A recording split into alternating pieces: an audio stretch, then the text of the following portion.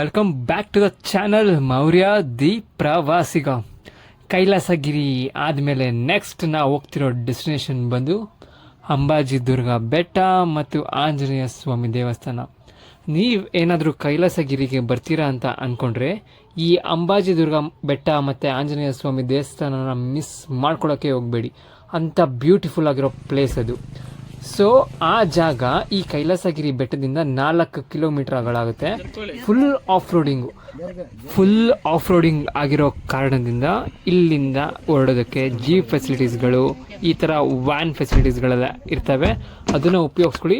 ಏನು per head 100 rupees charge ಮಾಡ್ತಾರೆ ಕರ್ಕೊಂಡು ಬಂದು ಬಿಡೋದಕ್ಕೆ. ಇಟ್ಸ್ ಬೆಸ್ಟ್ ಅಂತ ಅನಿಸ್ತು, ಹಾಗೆ ಹೋಗ್ತಾ ಇದ್ದೀವಿ ನೋಡಿ.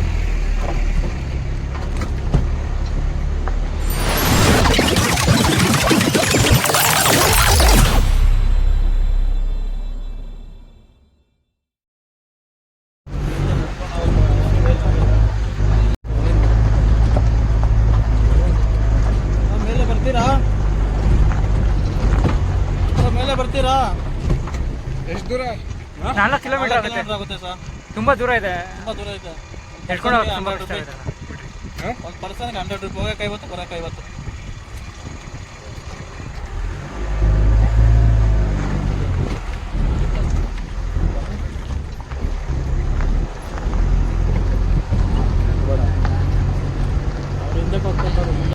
ನಿಜ ಹೇಳಬೇಕು ಅಂತ ಅಂದರೆ ಈ ಕೈಲಾಸಗಿರಿ ಬೆಟ್ಟದಿಂದ ನಡ್ಕೊಂಡು ಹೋಗ್ಬೋದು ಆರಾಮಾಗಿ, ಬಟ್ ತುಂಬ ಲಾಂಗ್ ಇದೆ ಡಿಸ್ಟೆನ್ಸು, ಮತ್ತು ಈ ಬಿಸಿಲಲ್ಲಿ ಈ ಥರ ನಡ್ಕೊಂಡು ಹೋಗೋದು ತುಂಬ ಕಷ್ಟ ಆಗುತ್ತೆ.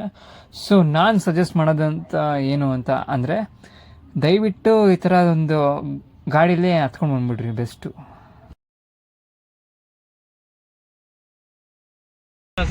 ಬಾಡಿಗೆ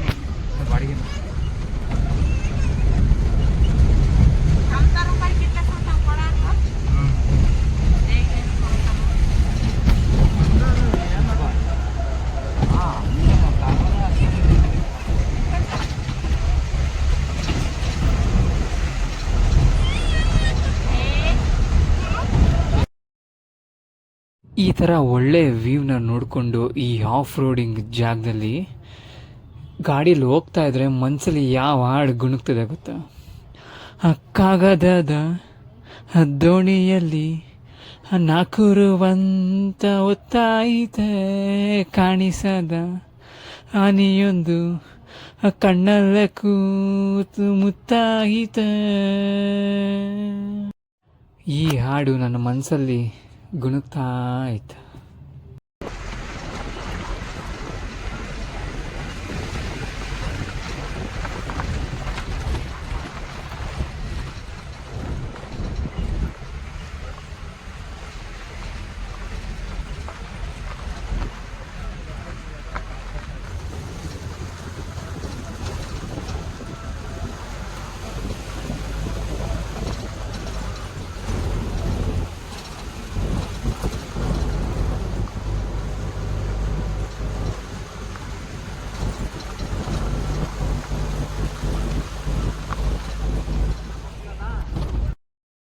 ಕೈಲಾಸಗಿರಿಯಿಂದ ಹತ್ಕೊಂಡಾದ್ಮೇಲೆ ಇಲ್ಲಿಗೆ ತಂದು ಬಿಡ್ತಾರೆ. ಇದೇ ಆಂಜನೇಯ ಸ್ವಾಮಿ ದೇವಸ್ಥಾನ.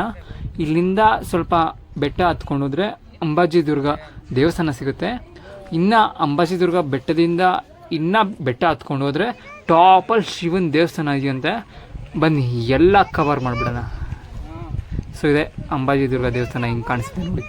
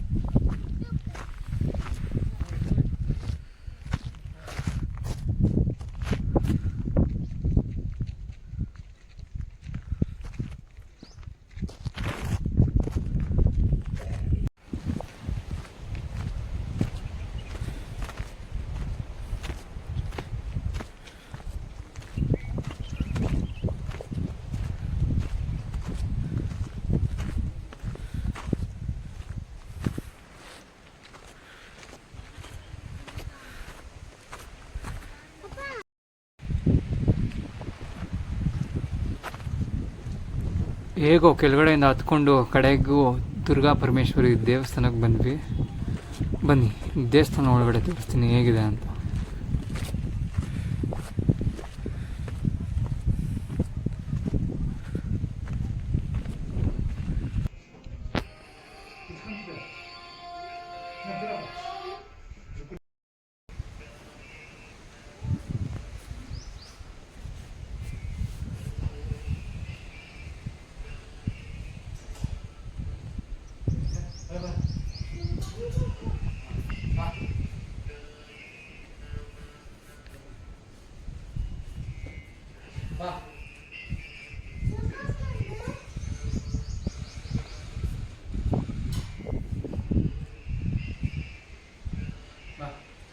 ಈಗ ಸದ್ಯಕ್ಕೆ ಹೆಂಗೋ ದುರ್ಗಾ ಪರಮೇಶ್ವರಿ ತಾಯಿಯ ದರ್ಶನ ಮಾಡಿಕೊಂಡು ಈ ಬೆಟ್ಟದ ಮೇಲೆ ಒಂದು ಕೋಟೆ ಇದೆ.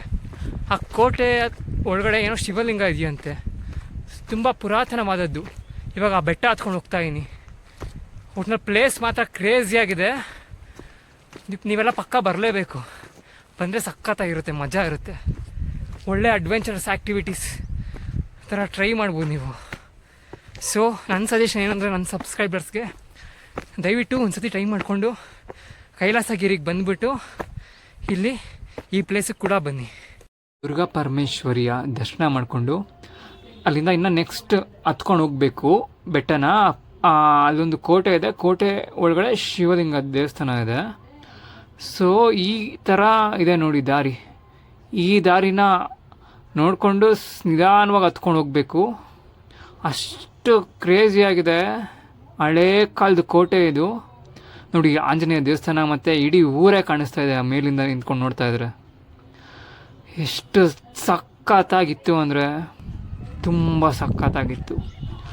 ನಾನು ಇಲ್ಲಿ ಹತ್ಕೊಂಡು ಹೋಗ್ಬೇಕಾದ್ರೆ ಜೊತೆಲಿ ಯಾರೂ ಕೂಡ ಇರಲಿಲ್ಲ ಗೊತ್ತಾ.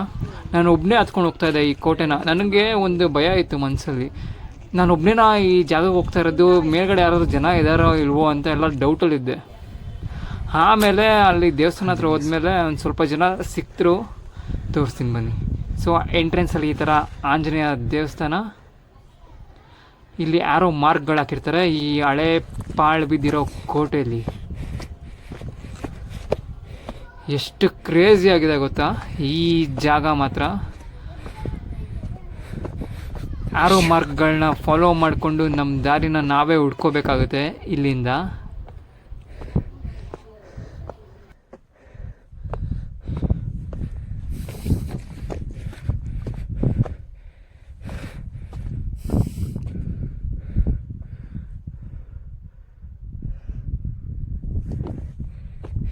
ಹತ್ಕೊಂಡು ಹೋಗ್ಬೇಕಾದ್ರೆ ಯಾವ ಜನನೂ ಸಿಗಲ್ಲ ಹೇಳಬೇಕು ಅಂದರೆ ಗೊತ್ತಾ.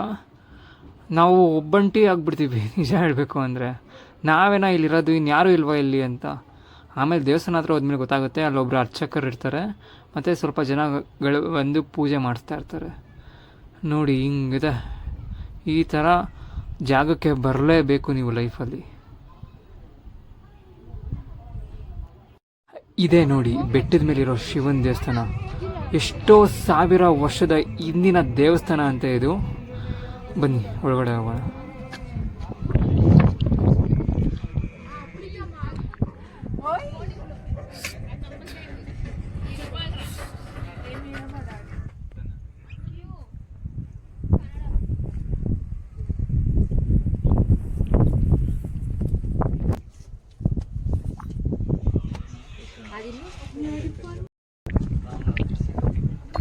ಎಲ್ಲಿ ನಾನು ಈ ಬೆಟ್ಟಕ್ಕೆ ಒಬ್ಬನೇ ಬರ್ತಾಯಿದ್ದೀನಿ ಅಂತ ಅಂದ್ಕೊಂಡಿದ್ನು, ಅಲ್ಲಿ ಹೋಗಿ ನೋಡಿದ್ರೆ ಇಷ್ಟು ಜನ ಕಾಲೇಜ್ ಸ್ಟೂಡೆಂಟ್ಸ್ಗಳು ಬಂದಿದ್ದರು. ಫುಲ್ ಜೋಶಲ್ಲಿದ್ರು ಎಲ್ಲರೂ. ಅವ್ರನ್ನೆಲ್ಲ ನೋಡಿ ನನಗೂ ಕೂಡ ಇನ್ನೂ ಜೋಶ್ ತುಂಬಾ ಜಾಸ್ತಿ ಆಯಿತು. ಬನ್ನಿ ಈಗ ಅರ್ಚಕರು ಪೂಜೆ ಮಾಡ್ತಾರೆ.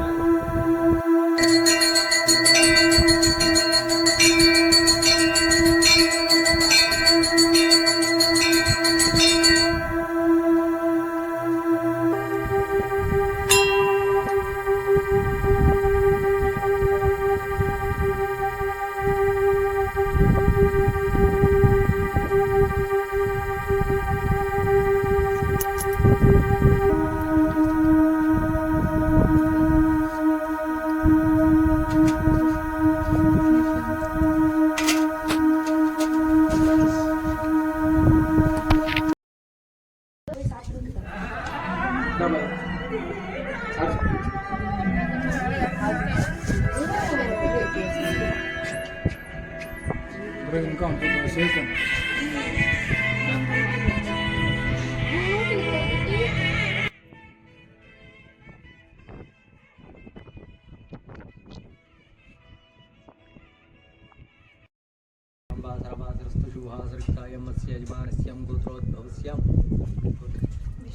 विष्णुगोत्रोद्भवस्य मनोरत्नमदिस्य शान्तिलीनामदिस्य शिवश्रीनामदिस्य विष्णुनामदिस्य लतानामदिस्य अनन्यानामदिस्य कुमारनामदिस्य अर्चनानामदिस्य सह कुटुम्बस्य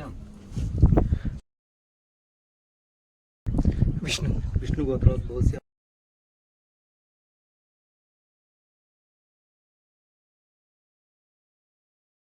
सह कुटुम्बस्य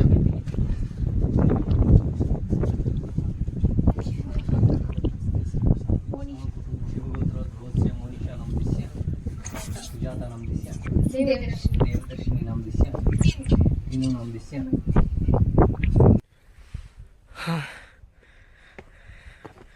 ಕಡೆಗೂ ಈ ಬೆಟ್ಟದ ಮೇಲಿರೋ ಶಿವಲಿಂಗನ ನಾನು ದರ್ಶನ ಮಾಡಿಕೊಂಡು ಇವಾಗ ಬೆಟ್ಟ ಹಿಡ್ಕೊಂಡು ಹೋಗ್ತಾ ಇದ್ದೀನಿ. ಜಾಗ ಅಂತೂ ಕೇಳೋದೇ ಬೇಡ, ಅಷ್ಟು ಸಖತ್ತಾಗಿದೆ. ಮಸ್ಟ್ ವಿಸಿಟ್ ಅಂತ ಹೇಳ್ತೀನಿ ನಿಮ್ಮೆಲ್ಲರಿಗೂ. ಬಟ್ ಅಷ್ಟೇ ರಿಸ್ಕಿ ಆಗಿರುತ್ತೆ, ಅಷ್ಟೇ ಸೇಫ್ಟಿಯಾಗಿ ಬರ್ಬೇಕು ನಾವಿಲ್ಲಿ. It's not so easy. ತುಂಬ ಬಂಡೆಗಳ ಮೇಲೆ ಹತ್ಕೊಂಡು ಟಾಪಲ್ಲಿ ಹೋಗಬೇಕು. ಸ್ವಲ್ಪ ಜನಕ್ಕೆ ಆಗಲ್ಲ ಇದು. ಸೊ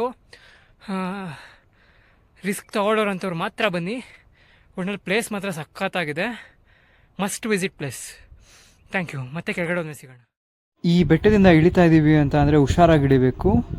ಈ ಥರ ಒಳ್ಳೆ ವ್ಯೂನ ನೋಡಿಕೊಂಡು ಬೆಟ್ಟ ಇಳಿತಾ ಇದ್ದರೆ ಅದ್ರ ಮಜಾನೇ ಬೇರೆ. ಅದನ್ನು ಎಕ್ಸ್ಪೀರಿಯೆನ್ಸ್ ಮಾಡಿದ್ರೆ ಮಾತ್ರನೇ ಗೊತ್ತಾಗುತ್ತೆ. ಸೊ ನೆಕ್ಸ್ಟ್ ನೀವೆಲ್ಲ ಎಕ್ಸ್ಪೀರಿಯೆನ್ಸ್ ಮಾಡಿ ದೆನ್ ನನ್ನ ಈ ವಿಡಿಯೋಗೆ ಕಾಮೆಂಟ್ ಮಾಡಿ, ನನಗೂ ಒಂಥರ ಖುಷಿ ಸಿಗುತ್ತೆ. ಹೇಗೋ ಬೆಟ್ಟದಿಂದ ನಿಧಾನವಾಗಿ ಕೆಳಗಡೆ ಇಳ್ಕೊಂಡು ಬಂದೆ. ಇವಾಗ ಇಲ್ಲಿ ನಿಮಗೆ ಕಾಣಿಸ್ತಿದೆಯಲ್ಲ ಆಂಜನೇಯ ಸ್ವಾಮಿ ದೇವಸ್ಥಾನ. ಈ ದೇವಸ್ಥಾನ ಒಳಗಡೆ ಹೋಗೋಣ. ಈ ದೇವಸ್ಥಾನ ಎಷ್ಟೋ ಸಾವಿರ ವರ್ಷದ ಹಿಂದಿನ ಹಳೆಯ ದೇವಸ್ಥಾನ ಅಂತೆ. ಬನ್ನಿ ನೋಡ್ಕೊಂಬರೋಣ.